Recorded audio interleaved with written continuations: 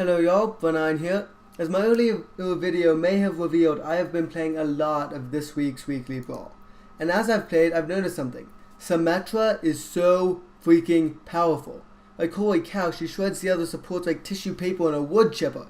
Heck, she can wreck tanks if they don't kill her fast enough. To understand the source of all this power, I refer to the oversheet. It's an amazing resource with pretty much every single piece of numerical and a lot of quantitative data about the game. There's a link in the description, check it out. I didn't make it, but mad respect to the guy who did.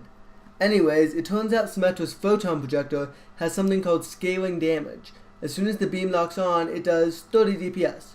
Not too much, but that's still pretty good.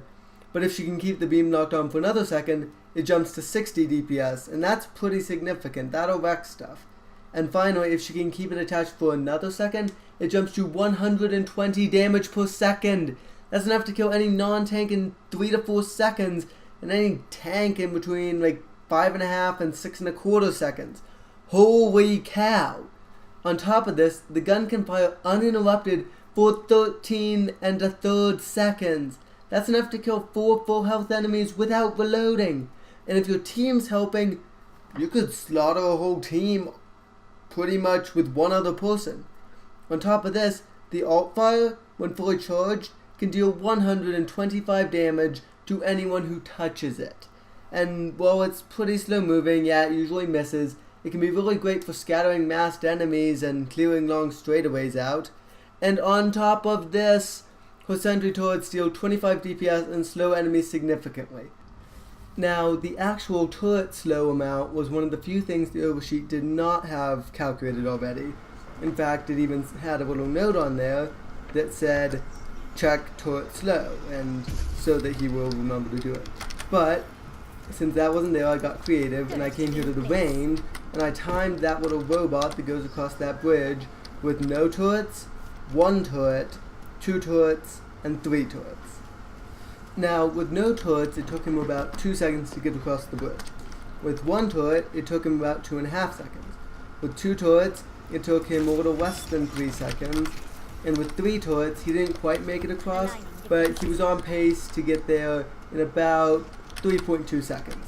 Now all this points to a Riemann-sum regression of this, in which v is the target's end velocity, v1 is the base velocity, and k is 0 turrets, L is the total number of turrets, and n is the variable. With this, we can show that with 1 turret, the target will end up moving at about 3/4 the original velocity. With 2 turrets, it will end up moving at about 0.55 the original velocity, a little over half. And if we take this all the way to 6 turrets, which I did not care to type out in this itty bitty space, you would end up moving at about 0.004 your original velocity, or 0.4%. That's why when you have all 6 of Symmetra's turrets on you, it feels like you're not moving at all. Because, you know, for all intents and purposes, you're not. And now, on top of that, because, you know, we need more, she can grant her teammates a permanent 25 regenerating health boost that lasts until they die, and she can use her ult to transport up to 6 of them to a forward position. That's pretty freaking strong! And in the case of this brawl, when all your enemies are medium to low damage classes, designed to support rather than fight alone, well, you can guess how this story ends. But hey, that's just yo. What's that? Can't say that bit? Possible copyright. Okay, thanks. But hey, that's just a hypothesis. An Overwatch hypothesis. BreNine, out.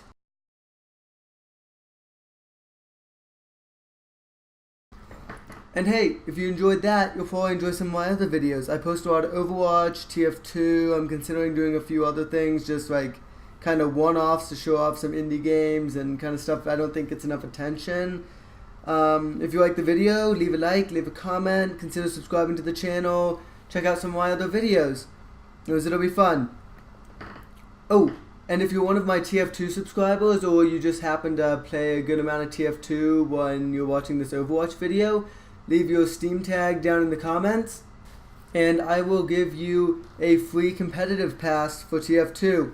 is it'll just be the first 2 people that do so. I was planning to do it at 20 subscribers, but you know, the summer update's coming up on us fast, and if comps release then, I'd hate to not have done the giveaway. So tell your friends about my channel anyway, but go ahead, claim your pass. BreNine.